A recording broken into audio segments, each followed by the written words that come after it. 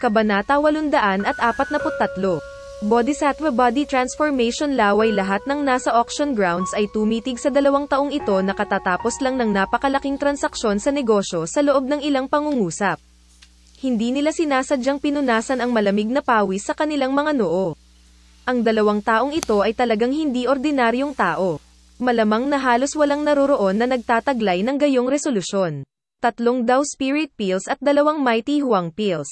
Napakaraming tao ang marahas na lumunok ng laway nang marinig ang kondisyong iniluwa mula sa bibig ni Xiaoyan. Naglabas ng berdeng liwanag ang kanilang mga tingin habang nakatitig kay Xiaoyan. Ang pagkakaroon ng 5 panggamot na tableta ng naturang antas ng sabay-sabay ay isang bagay na nasaksihan ng maraming tao sa unang pagkakataon. Ang aksyon na ito ay mas determinado kaysa sa paghuhugas ng libo-libong ginto. Napakaraming tao sa mga VIP seat ang gumamit ng nakakagulat na mga tingin upang walisin si Xiaoyan at ang nakangiting si Mo Tianxing. Nagulat ang kanilang mga puso sa mga mahiwagang alchemist na malaking kayamanan. Siya ay talagang karapat-dapat na maging isang alchemist na maaaring pinuhin ng isang top-grade tier 6 na medicinal pill. Ang taong ito ay hindi man lang kumurap sa kabila ng pag-inom ng napakaraming medicinal pill ng sabay-sabay. Matagumpay na nakumpleto ang transaksyong ito sa harap ng maraming nalilitong tingin. May ngiti sa gilid ng bibig ni Xiaoyan nang bumalik siya sa kanyang upuan. Iba ang iniisip niya sa ibang tao. Wala siyang pakialam kung may anumang kayamanan sa loob ng bangkay ng tuyong magical beast na ito. Ito ay dahil ang pangunahing layunin niya ay ang malahiyas na buto ng mga pakpak nito. Hanggat naroroon ang bagay na ito, hindi siya mawawala kahit na mag-4 out siya ng 3 daw spirit pills at 2 mighty huang pills. Ito ay dahil magagawa ni Xiaoyan na pinuhin ang isang mataas na kalidad na Skybird 9 flying wings gamit ang mga pakpak na ito. Sa oras na iyon, talagang makakapaglakbay siya kahit saan sa mundo. Ang kakayahang makipagpalitan ng ganitong uri ng kamanghamanghang bagay na maaaring magprotekta sa kanyang buhay sa pamamagitan lamang ng 5 medicinal pill ay itinuturing na napakakanais-nais. Mula sa pananaw ni Xiaoyan, natural na naunawaan niya na ang Black Emperor sect ay tiyak na gumamit ng iba't ibang paraan upang imbestigahan ang bangkay ng magical beasts na ito bago sila pumayag na kunin ito para i-auction. Ang magical beast na ito ay maaaring isang tumpok lamang ng tuyong bulok na karne gaya ng kanyang nabanggit. Kung si Xiaoyan ay hindi nagtataglay ng paraan ng pagmamanupaktura para sa Skybird 9 flying wings, tiyak na hindi gagamit si Xiaoyan ng ganoong presyo para ipagpalit ito. Batay sa spiritual perception ni Xiaoyan, maaari siyang makakuha ng kaunting kapaki-pakinabang na kaalaman, kaya ang transaksyong ito ay maaaring mukhang nagtataglay ng malaking halaga ng panganib mula sa pananaw ng ibang tao. Panganib kung saan ang isa ay magdurusa ng isang kumpletong pagkawala kung siya ay pabaya. Gayunpaman, sa paraang nakita ito ni Xiaoyan, ito ay isang transaksyon na hinding-hindi niya matatalo.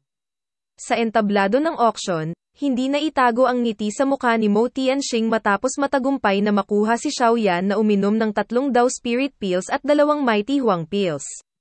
Pumalakpak siya at muling lumitaw ang isang grupo ng malalaking lalaki. Gumastos sila ng malaking pagsisikap upang maingat na kunin ang bangkay ng magical beast na iyon upang dalhin ito palayo. Hindi umalis sa entablado si Mo Tianxing matapos mapanood ang bangkay ng magical beast na dinadala palayo.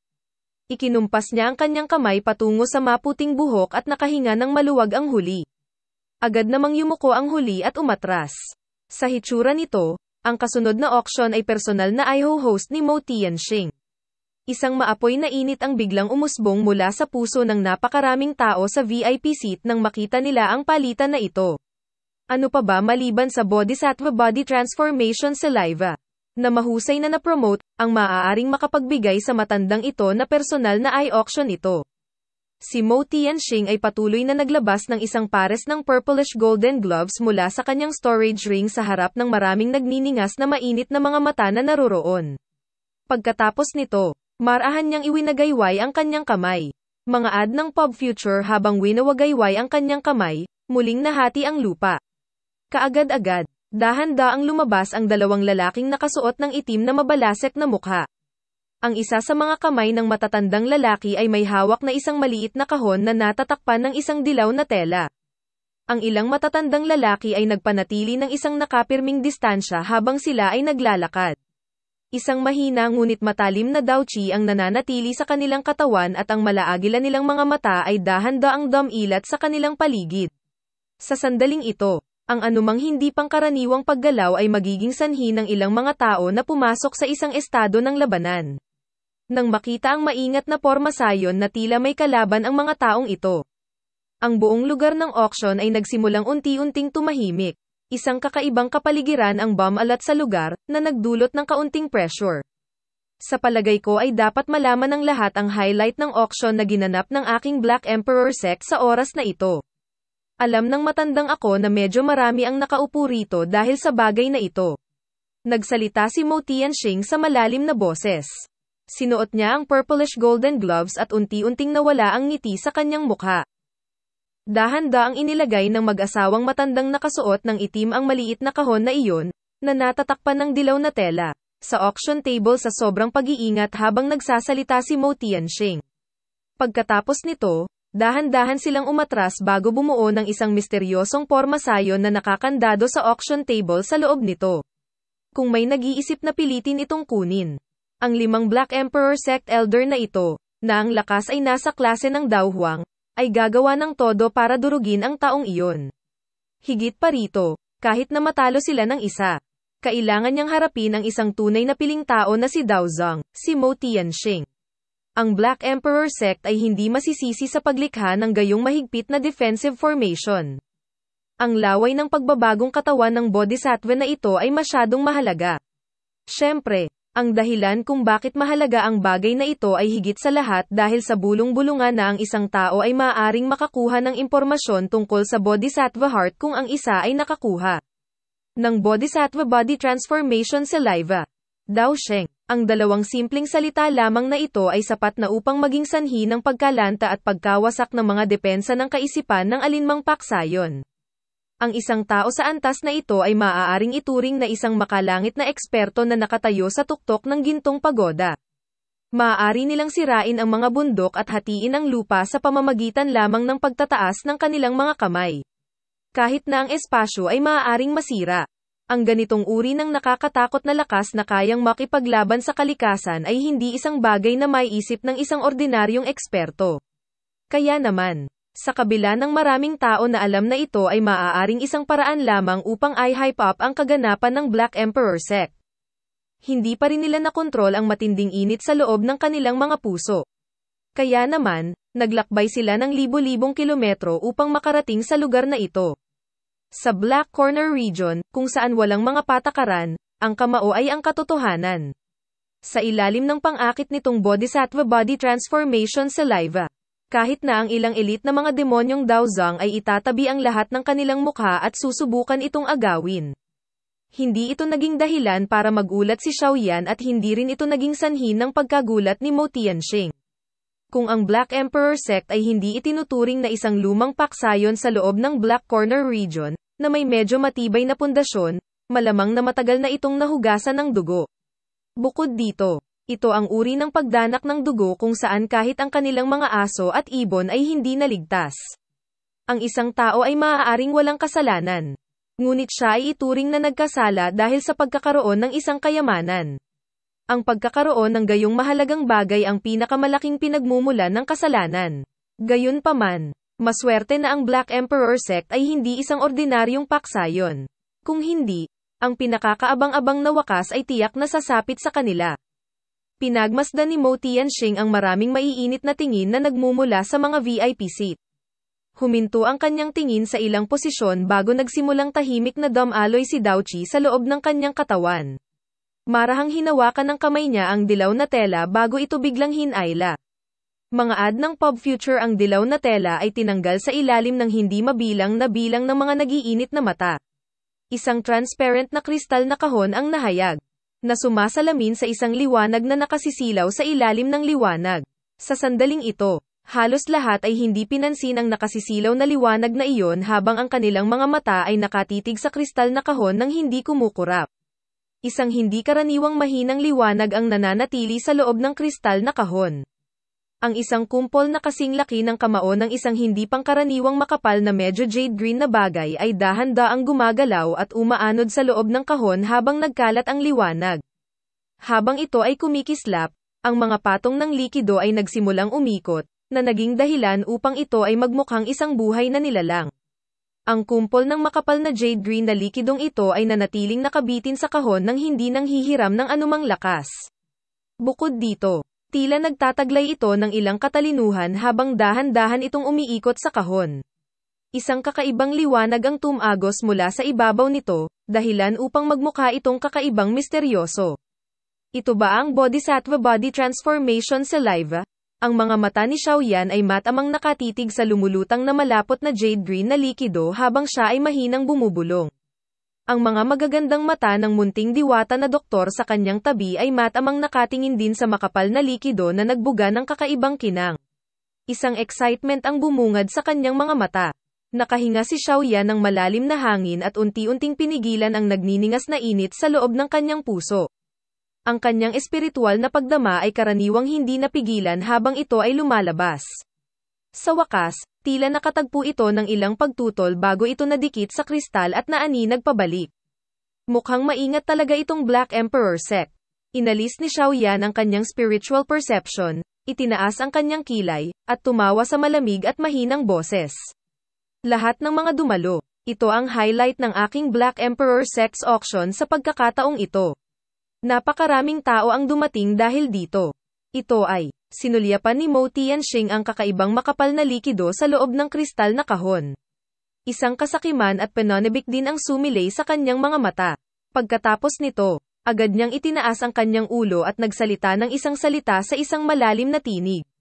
Ang laway ng pagbabago ng katawan ng Bodhisattva, ang mababa at malalalim na salita ni Mo Tianxing ay tila isang mabigat na bomba na nagdulot ng malaking kaguluhan sa loob ng lugar ng auction. Isang hindi mabilang na bilang ng mga nagulat na sigaw ang tumunog at maraming matako na tingin ang agad na bumaril. Ang mga malalaking paksayon sa mga VIP na upuan na nagtataglay ng napakalakas na lakas ay kasama rin sa mga taong ito. Nang maramdaman na ang auction ground ay biglang naging magulo, ang mga elder na nakaitim na nakadamit sa tabi ng auction table ay bahagyang kinulat ang kanilang mga kamay. Agad namang nanlamig ang kanilang mga mata. Ang tunog ng mga busog na sinasakal ay tahimik na lumitaw sa mga anino sa paligid ng auction ground. Bang! Isang maringal na aura ang biglang lumabas sa katawan ni Mo Tianxing sa gitna ng kaguluhan. Isang pares ng matalas na mata ang dahan-daang dumilat sa lugar ng auction. Habang lumilipas ang kanyang tingin, ang magulong lugar na iyon ay lumitaw na parang isang ice cube sa kumukulong tubig habang mabilis itong tumahimik. Walang sino mang naroroon ang madaling balewalain ang panggigipit ng isang elite na si Dao Zhang. Lahat, mangyaring sundin ang mga patakaran ng ating Black Emperor sect. Kung sino man ang interesado sa auction na ito, maaaring buksan ng isa ang kanyang bibig upang tumawag ng isang bid. Hindi na kailangang umalis sa iyong upuan. Kung hindi, mahinang nagsalita si Mo Tianxing. Agad na dumapo ang kanyang tingin sa ilang lugar kung saan natatakpan ang mga aura. Sa wakas, ikanaway niya ang kanyang kamay at malamig na sumigaw. Ngayon, magsisimula na ang auction para sa Bodhisattva Body Transformation Saliva na ito. Kabanata 844, bawat nagpapakita ng kabisera ng isa ang napakalaking lugar ng auction ay bumagsak sa isang hindi pangkaraniwang katahimikan pagkatapos na tumunog ang mga salita ni Mo Tianxing. Hindi mabilang na mga mata ang dumaan sa mga nasa VIP seat. Alam ng lahat na dahil sa malaking halaga nitong Bodhisattva Body Transformation Saliva, natural na imposibleng makuha ng isang ordinaryong tao. Ang mga may kwalipikasyon at kakayahang makakuha nito ay ang mga eksperto at sinaunang pangkat na naroroon sa mga upuan ng VIP. Kakaibang tahimik ang mga VIP seat. Maging ang malalaking paksayo na iyon, na handang gumawa ng gulo kanina, ay hindi bamuka ang kanilang mga bibig sa galit na paraan.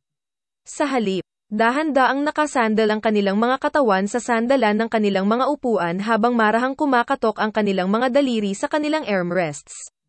Hindi nila ibinuka ang kanilang mga bibig para magsalita ng kahit ano. Haha, itong matandang akin na ito na hindi nagpapaliwanag sa aking sarili. Nagulat din si Mo Tianxing sa hindi pangkaraniwang katahimikang ito. Kaagad, tila gumaling siya habang mahinang tumawa at sinabing, dahil sa sobrang halaga nitong Bodhisattva Body Transformation Saliva, ang paraan ng auction ay magiging iba rin. Susunod, Nais kong anyayahan ang mga kaibigan na interesado na pumasok sa yugto ng auction ng mag-isa at kunin ang item na nais nilang gamitin bilang kapalit ng lumang ako upang tingnan. Pagkatapos nito, kukumpletuhin ng dating ako ang transaksyong ito sa taong naglabas ng isang item na may pinakamalaking halaga. Napakaraming tao ang natigilan nang marinig nila ang mga salita ni Mo Tianxing. Maraming tao ang agad na hindi nasisiyahan. Sa kabila ng hindi kasiya siya, malinaw sa kanila na dahil sa halaga nitong Bodhisattva Body Transformation Saliva. Ang mga bagay na dadalhin ng malalaking paksayo na ito upang ipagpalit dito ay magiging lubhang mahalaga. Gaya nga ng kasabihan, ang pera ay hindi maaaring ibunyag sa sinuman. Ang puntong ito ay isang bagay na kahit na ang mga karaniwang tao ay alam. Lalo na ang malalaking paksayon at ekspertong ito na yumanig sa Black Corner region. Si Xiao Yan ay nagulat din sa panuntunang ito. Gayunpaman, mabilis siyang nakabawi at tumango. Sa ganitong paraan, makakapagligtas siya ng kaunting problema. Kung tutuusin, kung ang bagay na kinuha ng isa ay napakahalaga na ang mga tao sa tabi nila ay nagsimulang maghangad dito, maaari itong humantong sa maraming hindi kinakailangang kaguluhan. Ang mga taong may katulad na pag-iisip tulad ni Xiao Yan, ay nagpakita ng mas nakaka-relax na ekspresyon sa kanilang mga mukha. Tumango sila pagkatapos tumunog ang mga salita ni Mo Tianxing. Sinulyapan ni Mo Tianxing ang kapaligiran na medyo nakaka-relax. Saka lang siya malabong ngumiti. Biglang gumalaw ang kamay niya at biglang naging siksik ang bilog na liwanag sa paligid ng auction stage. Sa pagtaas ng density ng kulay, ang sitwasyon sa loob ng entablado ay lalong lumalabo. Sa huli, wala nang maaninag sa entablado. Ang malakas at malinaw na tawa ni Mo Tianxing ay ipinadala habang ang yugto ng auction ay tinatakpan ng isang siksik na haligi ng liwanag. Lahat, sa palagay ko ay dapat na kayong makatiyak ngayon. Tama ba? Kung ganoon, mangyaring simulan ang pagbid. Gayunpaman, dapat sundin ng lahat ang mga patakaran. Sapat na ang pumasok ng mag-isa. Huwag pumasok sa mga grupo. Siyempre, sa tingin ko, hindi dapat mag-alala ang lahat na ang dating ako ay manggugulo sa harap ng lahat. Napakaraming tao ang bahagyang napangiti nang marinig nila ang mga salitang ito ni Mo Tianxing. Kung ang Black Emperor Sect ay nang-ahas na magulo sa ganitong uri ng lugar, malamang na hindi nila nais na magpatuloy sa pagkagulo sa Black Corner region. Ang ilan sa mga pangkat na nakaupo ay may background na hindi mas mahina kaysa sa Black Emperor Sect. Kung ang huli ay makakainis sa kanila, ang Black Emperor Sect ay mawawasak lamang kung silang lahat ay bumuo ng isang alyansa. Isang nasa katanghaliang gulang na lalaki sa isang VIP seat ang nanguna upang tumayo hindi nagtagal matapos ang mga salita ni Mo Tianxing. Napuno ng matinding init ang kanyang mukha habang gumagalaw ang kanyang katawan at sumugod pasulong. Sa wakas, pumasok siya sa liwanag na haligi.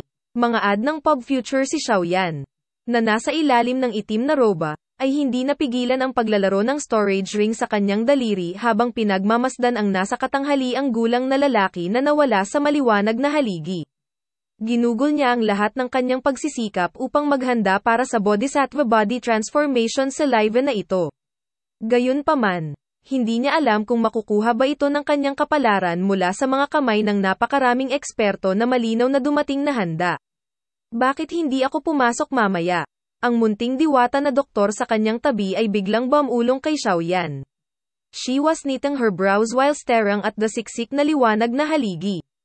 Ayos lang, ang Black Emperor Sect ay walang lakas ng loob na makigulo dito. Tsaka, dahil sa lakas ko, kahit personal na atikihin ni Mo Tianxing, mahihirapan siyang patuloyin ako nang hindi nagpapakita ng kaunting kakayahan. Bahagyang ngumiti si Xiao Yan. Natural na alam niya kung ano ang ikinababahala ng munting diwata na doktor. Gayunpaman, hanggat medyo makatwiran si Mo Tianxing, hindi siya gagawa ng kalokohan sa harap ng napakaraming tao. Nakatango lamang ang munting diwata na doktor nang makita niya ang pagpupursige ni Xiao Yan. Mahina niyang sinabi, kung ganoon, gagawin namin ang sinabi mo. Gayunpaman, dapat mong tandaan na pipilitin kong pumasok kung hindi ka lumabas sa loob ng 5 minuto. Nagulat si Xiao Yan bago siya agad nang ngumiti at tumango. Makalipas ang halos 3 minuto, lumabas sa poste ang malaking nasa katanghaliang gulang na lalaki sa harap ng hindi mabilang na mga tingin sa auction. Walang magawa siyang umiling at bumalik sa kanyang upuan na may mapait na mukha. Sa hitsura nito, Ang item na kinuha niya ay hindi inaprubahan ni Mo Tianxing. Ang mga tao sa mga VIP seat na nakadama ng kawalan ng katiyakan sa kanilang mga puso sa wakas ay pinabayaan ito pagkatapos makita ang unang tao na matagumpay na lumabas. Sumunod, mabilis na tumayo ang isang nakadilaw na nakadamit, matandang may malabong ekspresyon at sumugod sa maliwanag na haligi. Ang natitira sa auction ay hindi pangkaraniwang maayos pagkatapos ng mabagsik na pagsisimula nito. Paulit-ulit na pumasok ang mga tao sa liwanag na haligi. Gayunpaman, karamihan sa mga tao ay lumabas na may medyo madilim na ekspresyon. Tila nabigo rin ang kanilang mga bagay na masiyahan si Mo Tianxing. Siyempre, hindi ito ang kaso para sa lahat. May isang maliit na bilang ng mga tao na nag-walk out na may mga ngiti sa kanilang mga mukha. Tila nagkaroon sila ng malaking tiwala sa mga bagay na kanilang inilabas. Si Xiaoyan ay hindi nagmamadaling pumasok sa liwanag na haligi. Sa halip, tahimik siyang umupo sa kanyang upuan, at pinanood ang pag-usad ng kaganapan. Ang agila-nosed gray-haired old man, na bumili ng Dark Shadow skill, kanina, ay dahan-daang tumayo habang si Xiaoyan ay tahimik na naghihintay. Bahagyang nanginag ang puso ni Xiaoyan nang makita niyang kumilos ang matanda. Ang huli ay isa sa iilang tao sa auction ground na hindi niya makita. Sa makatuwid, ang kanyang puso ay automatikong inuri siya sa kanyang pinakadakilang mga kakumpetensya. Ang agila-nosed na may kulay abo na matandang ito ay tila nagtataglay ng ilang reputasyon sa mas lumang henerasyon ng Black Corner region.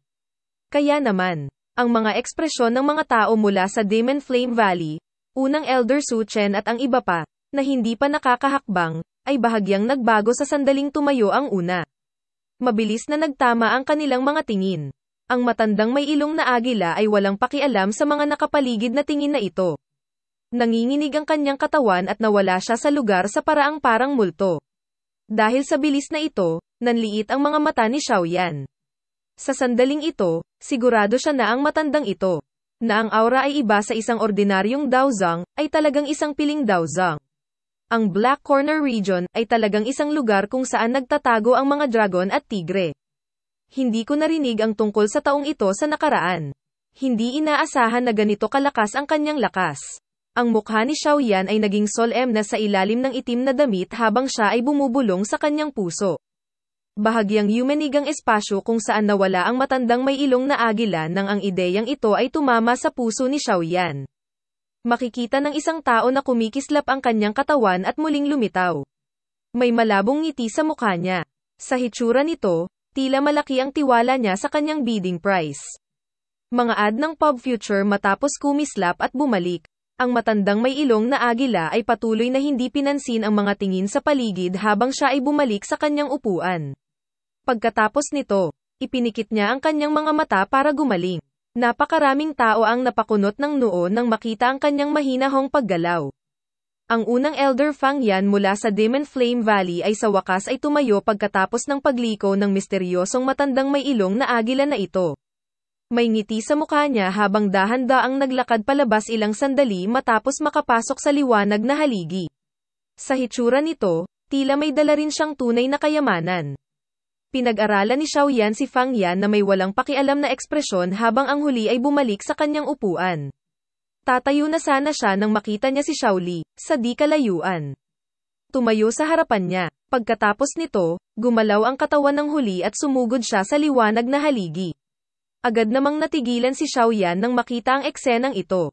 Ang layunin ng Xiao Gate sa pagkakataong ito ay ang Bodhisattva Body Transformation Saliva. Gayunpaman, dahil sa pundasyon ng Xiao Gate, paano nito nakuha ang isang bagay na maaaring interesante kay Mo Tianxing? Biglang sumulyap ang mga mata ni Xiaoyan kay First Elder Su Chen habang ang pagdududa na ito ay sumilay sa kanyang puso. Agad niyang tinanguan ang kanyang ulo, na biglang naunawaan. Nag-walk out si Xiaoli pagkatapos pumasok sa light pillar sa loob ng 3 hanggang 4 na minuto. Ang kanyang hitsura ay hindi nagpapakita ng mapait na ekspresyon o masyadong maraming ngiti. Tila hindi nasuri ng Black Emperor sect ang bagay na kinuha nila ng napakataas. Dahan-daang tumayo si Xiaoyan habang ang ideyang ito ay nag-flash sa kanyang puso. Bilang isang target na palaging binibigyang pansin, ang mga aksyon ni Xiaoyan ay natural na nakakuha ng maraming tingin na naglalaman ng iba't ibang mga ekspresyon. Ang mga titig na ito ay natural na hindi isang bagay na pinagkakaabalahan ni Xiaoyan.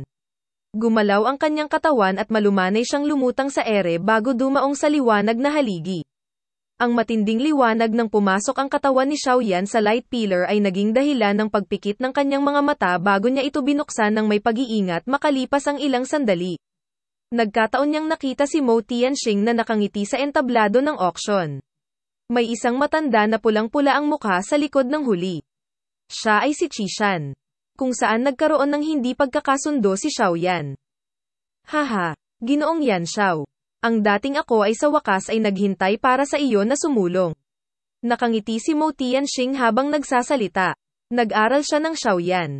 Ang titig na dati niyang tinitignan sa huli ay walang pinagkaiba sa dating tingin sa isang malaking matabang kambing. Tahimik at malamig na tumawa si Xiaoyan sa mga mata ni Mo Tianxing. Agad na nabaling ang tingin niya sa crystal box sa gilid nang hindi napapansin. Bumalatay ang pagtataka sa kanyang mga mata nang makita ang makapal na likido sa loob nito. Tila nagtataglay ito ng sariling puwersa ng buhay. Bumulong siya. Ito ba ang Bodhisattva Body Transformation Saliva? Haha, ito ang Bodhisattva Body Transformation Saliva. Ang aking Black Emperor sect ay hindi nangangahas na lumikha ng isang peking bagay na ito. Ngumiti si Mo Tianxing at tumango. Agad siyang tumawa. Maaari ko bang malaman kung ano ang gustong gamitin ni Mr. Yan Xiao upang ipagpalit itong Bodhisattva Body Transformation Saliva? Inalis ni Xiaoyan ang kanyang tingin. Nag-isip siya sandali sa ilalim ng medyo nagniningas na mainit na tingin ni Mo Tianxing. Sa isang pitik ng kanyang daliri, may lumabas na puting bote ng jade sa kanyang kamay. May malaking dragon eye-sized medicinal pill na bahagyang nakikita sa bote ng jade. Ito ay isang top-grade tier 6 na medicinal pill, Zong Breakang Pill. Sa tingin ko, narinig ito ng pinuno ng sekta na si Mo. Wala na akong sasabihin pa tungkol sa epekto nito. Pinitik ni Xiaoyan ang kanyang daliri at dahan-daang lumipad ang bote ng jade patungo kay Mo Tianxing habang nagsasalita si Xiaoyan. Zong Breakang Pill. Nang inag sina Mo Tianxing at Qishan sa likuran niya nang marinig ang pangalang ito. Agad na bumungad sa kanilang mga mata ang isang saya na mahirap itago. Kabanata 845, ang huling tagumpay ang Zong Breakang Pill.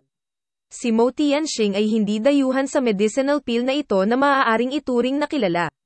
Si Qishan sa likod niya ay hindi rin banyaga dito. Ang mga epekto ng medicinal pill na ito ay mayroon ding napakalaking pang-akit sa kanila. Sa kasalukuyan, ang Black Emperor sect ay mayroon lamang isang elite na si Daozang, si Mo Tianxing. Ito rin ang pangunahing dahilan kung bakit nagawang tumayo ng Black Emperor sect sa loob ng Black Corner region nang hindi bumagsak.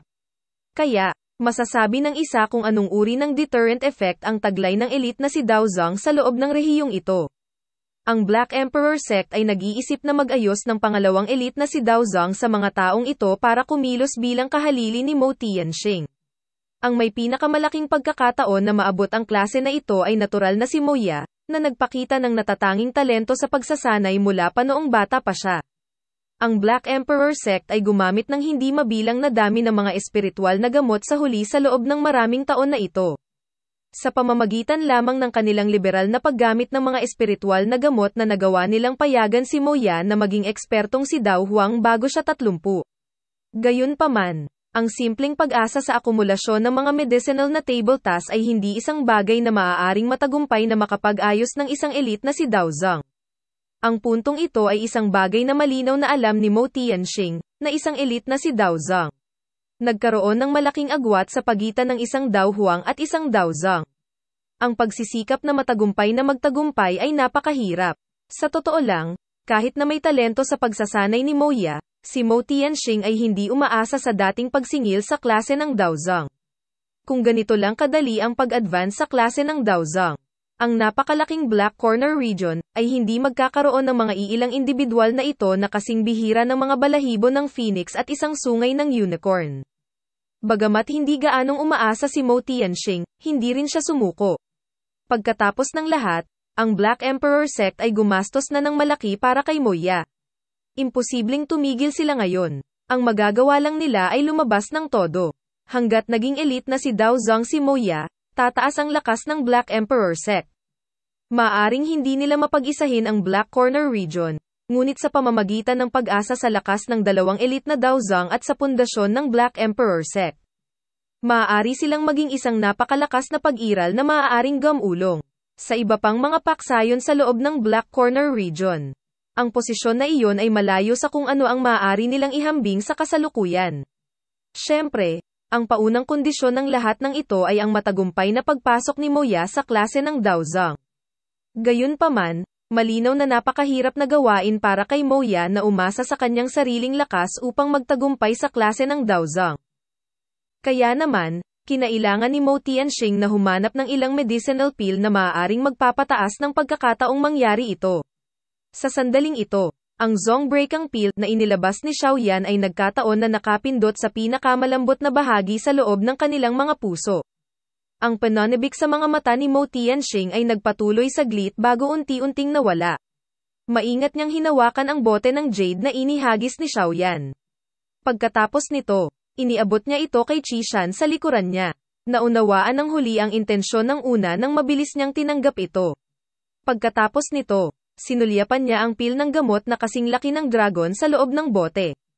Ibinuhos niya ito sa kanyang kamay at pinag-aralan ng mabuti para lamang napabuntong hininga at tumango sa kanyang ulo pagkaraan ng ilang sandali. Itinaas niya ang ulo niya. Medyo komplikado ang kanyang tingin habang nakatingin kay Xiaoyan habang sinabi niya sa malalim na boses, "Sect leader, ito talaga ang Zongbreakang pill. Bukod dito, ang kalidad nito ay medyo mataas at ang nakapagpapagaling na epekto ay napakahusay na napanatili." Lumawak ang ngiti sa mukha ni Mo Tianxing matapos marinig ang verification ni Qishan. Nakangiting tumango siya at sinabi kay Xiaoyan, "Ang medicinal pill na nirefine noon ni Mr. Yan Xiao ay dapat itong item, tama?" Bahagyang tumango si Xiaoyan. Bahagyang dam-apo ang kanyang tingin sa dalawang tao bago tumawa. "Maaari ko bang malaman kung ano ang iniisip ng leader ng sekta na si Mo tungkol sa Zongbreakang pill na ito?" "Not bad. Itong Zongbreakang pill ay talagang isang medicinal pill na kailangan ng Black Emperor sect ko." Ngumiti si Mo Tianxing at tumango. May naalala agad siya at sumimangot. Pagkatapos nito, itinaas niya ang kanyang ulo, ngumiti at nagsalita kay Xiaoyan, "Dahil nailabas na ni Mr. Yan Xiao ang item na gusto niyang gamitin para sa palitan, mangyaring bumalik sa iyong upuan at maghintay. Pagkatapos ng ilang elder sa loob ng sekta at ako ay magkaroon ng talakayan. Ang Bodhisattva Body Transformation Saliva sa auction na ito ay magkakaroon ng bagong may-ari." Tumango si Xiaoyan nang marinig niya ang kanyang mga salita. Marahan niyang hinablot ang bote ng jade at agad na bumawi ang kanyang mga kamay sa kanyang manggas. Tahimik na lumabas ang isang layer ng malabong daochi bago ibinalot sa bote ng jade.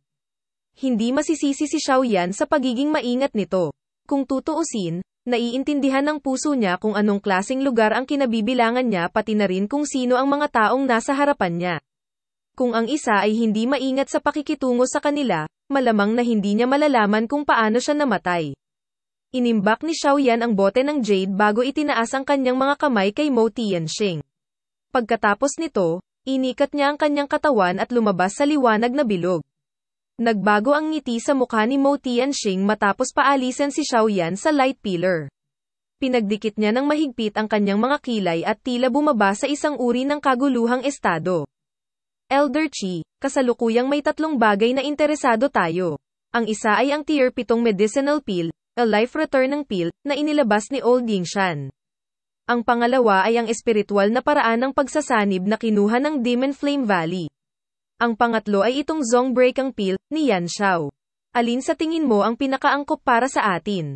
Nag-isip ng malalim si Mo Tianxing bago dahan-daang inilagay ang kanyang mga kamay sa likod niya. Tanong niya kay Qishan na nakakunot ang noo. Nagulat si Qishan nang marinig niya ito.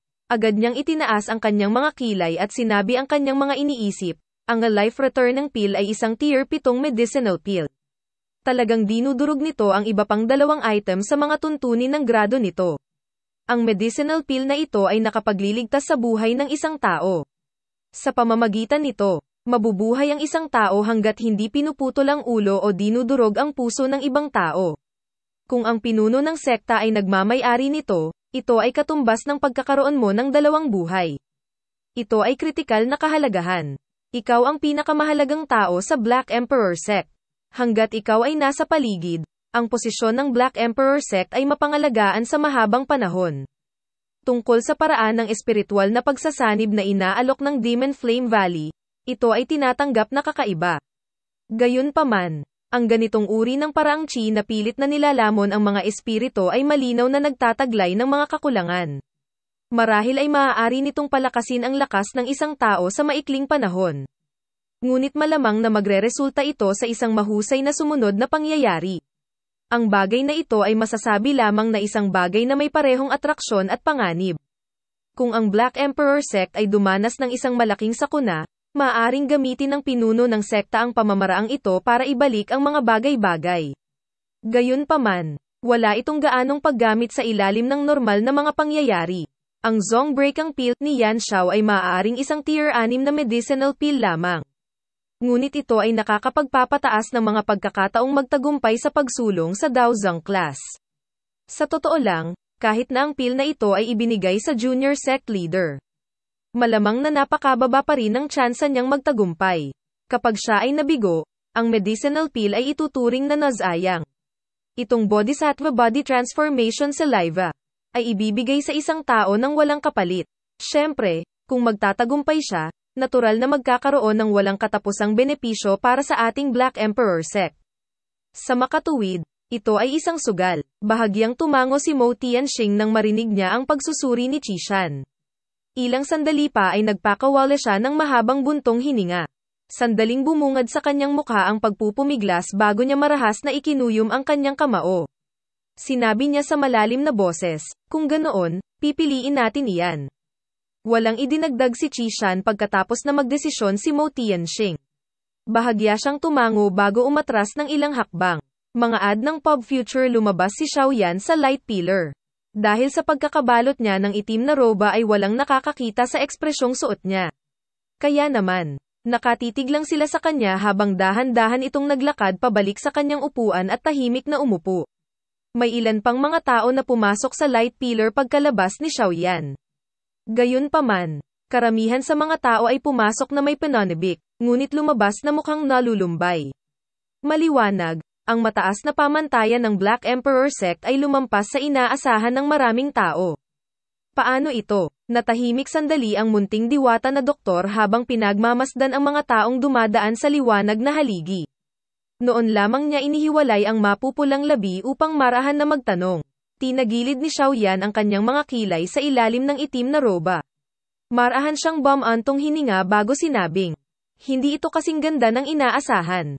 Minamaliit ko ang antas ng pagnanais ng ilang tao para sa laway ng pagbabagong katawan ng bodhisattva na ito. Bagamat labis na nagulat si Mo Tianxing nang inilabas ni Xiaoyan ang Zongbreakang Pill kanina, malinaw na nakita ni Xiaoyan ang pag-aalinlangan at pagpupumiglas sa kanyang mga mata bago nabawi ng huli ang kanyang lamig. Maliwanag, isang bagay na interesado kay Mo Tianxing ang lumitaw sa kanyang harapan. Bukod dito, nakaramdam pa rin siya ng ilang pag-aalinlangan pagkatapos na inumin ni Xiaoyan ang Zongbreakang Pill. Mula dito, makikita ng isa na ang bagay na interesado siya ay malamang na may halaga na hindi mas mababa kaysa sa Zongbreakang Pill. Sa ganitong paraan, ang tiwala sa puso ni Xiaoyan ay makabuluhang nabawasan. Ang kulay abolilang mata ng Little Fairy Doctor ay kumurap ng ilang beses matapos marinig ang buntong hininga ni Xiaoyan. Ang kanyang maislan na kamay ay marahang tinapik ang braso ni Xiaoyan sa isang nakakaaliw na paraan habang sinabi niya sa malumanay na boses, hindi kailangang mag-alala. Kahit na talagang mabaigo tayong manalo sa bid para sa Bodhisattva Body Transformation Saliva, hindi ito na parang wala tayong pagkakataon. Sa totoo lang, marami sa mga naroroon ang may katulad na intensyon. Natigilan si Xiaoyan nang marinig niya ito. Agad siyang ngumiti at isang malamig na kislap ang lumitaw sa kanyang maitim na mga mata. Makukuha niya itong Bodhisattva Body Transformation Saliva sa lahat ng paraan. Kung hindi niya ito makuha sa tamang paraan, maaari lamang siyang gumamit ng isang huling taktika. Habang ang mga kaisipang ito ay nananatili sa puso ni Xiaoyan, ang liwanag na haligi sa entablado ng auction ay biglang nagsimulang mamatla.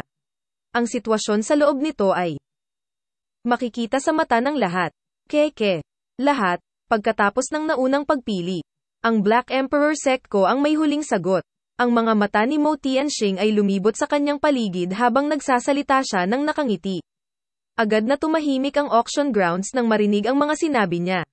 Lahat ng mga titig ay may kaunting kuryosidad at pagkabalisa habang nakakulong sila kay Mo Tianxing.